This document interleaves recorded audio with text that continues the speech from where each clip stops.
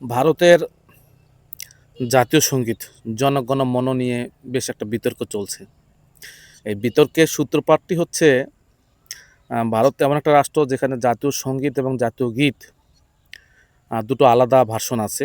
জাতীয় সঙ্গীত রবীন্দ্রনাথের লেখা জনগণ মন, এবং জাতীয় গীত হচ্ছে জাতীয় সঙ্গীতের সমমর্যাদা সম্পন্ন, সেটা হচ্ছে বন্দে মাতরম। তো বন্দে মাতরমের 150তম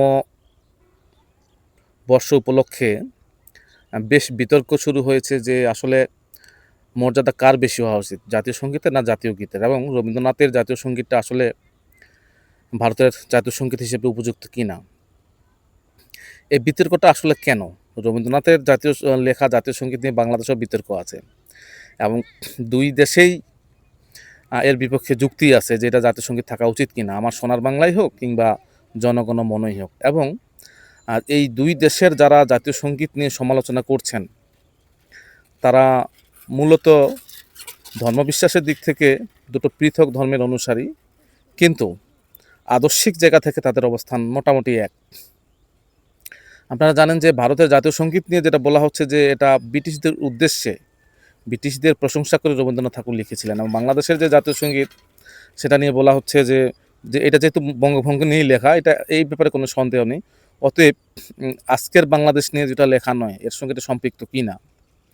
কিন্তু আদর্শিক জায়গা আসলে এখানে নয়। দুই দেশেরই, বাংলাদেশের যারা তার বিরোধিতা করছে এদের মেজর কারণটা হচ্ছে তিনি যেহেতু মুসলিম নয়, এই জায়গা থেকে আপনার এর বিরোধিতা করা হচ্ছে। কারণ আমাদের যেটা রণসঙ্গীত সেটাও তো বাংলাদেশের যুদ্ধ নিয়ে লেখা হয়নি, অনেক আগেই তো তিনি লিখেছিলেন। এবং কাজী নজরুল ইসলামও তো আসলে উনি বাংলাদেশপন্থী বা বাঙালিদের আলাদা দেশ হবে এই ব্যাপারে আমরা তার কাছে দেখতে পাইনি। তিনি বরং ভারতীয় জাতীয়তাবাদী বিশ্বাস করতেন বলে আমরা বিভিন্ন সময় দেখেছি। তিনি ভারতের স্বাধীনতা সংগ্রাম নিয়ে লিখেছিলেন, কিন্তু বাংলাদেশের স্বাধীনতা সংগ্রাম তিনি লিখবেন কীভাবে? তিনি যখন বাকরুদ্ধ হয়ে গেলেন, তার যখন লেখার শক্তি হারিয়ে গেছে, তখন তো বাংলাদেশের অস্তিত্বই ছিল না। এবং বাংলাদেশ শুধু নয়, ভারত কবে স্বাধীন হবে সেটা নিয়েও সেই অর্থে সুস্পষ্ট কোনো ধারণা ছিল না। তো সেটা নিয়ে তো কোনো কথা হচ্ছে না। এবং কাজী নজরুল ইসলাম বাংলাদেশের জাতীয় কবি করা হয়েছে, তিনি ভারত থেকে নিয়ে আসা হয়েছিল, এবং যখন নিয়ে আসা হয়েছিল তিনি যে এই দেশে থেকে যাবেন বা তাকে রেখে দেওয়া হবে সেটাও তো আলোচনায় ছিল না, সেখানে তো হচ্ছে না। তার ব্যাপারটা হচ্ছে যেহেতু রবীন্দ্রনাথ ঠাকুর বাংলাদেশের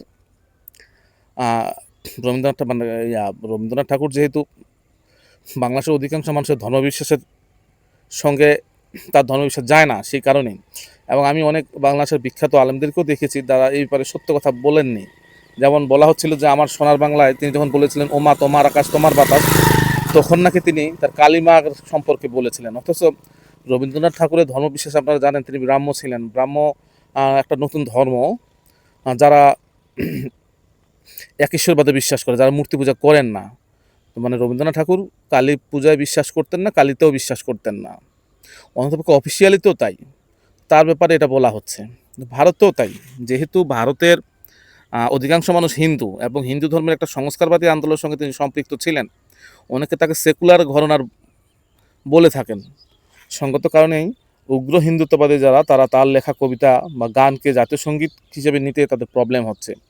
আরেকটা ব্যাপার হচ্ছে, ভারতের মতো একটা বিশাল দেশ, এত ভাষাভাষী, যেখানে হিন্দু ভাষা লোক সংখ্যাগরিষ্ঠ এখনও 50%-এর কম, কিন্তু তিনি একজন বাঙালি, তার লেখা সঙ্গীত ভারতীয় জাতীয় সঙ্গীত হবে এটা মেনে নিতে পারছে না। তবে সবচেয়ে যে বড় প্রবলেমটা, আরএসএস এবং বিজেপি ঘরানার যারা, তারা কখনোই রবীন্দ্রনাথ ঠাকুরকে গ্রহণ করতে পারেননি। কারণটা হচ্ছে তিনি সেকুলার ঘরানার ছিলেন, এবং তিনি প্রচলিত যে হিন্দু ধর্ম ব্যবস্থা ছিল সেই ব্যবস্থা থেকে উঠে আসেননি। এই জন্য বিজেপি সবসময় রবীন্দ্র বিরোধী একটা শক্তি হিসেবে আমরা বিভিন্ন সময় দেখেছি।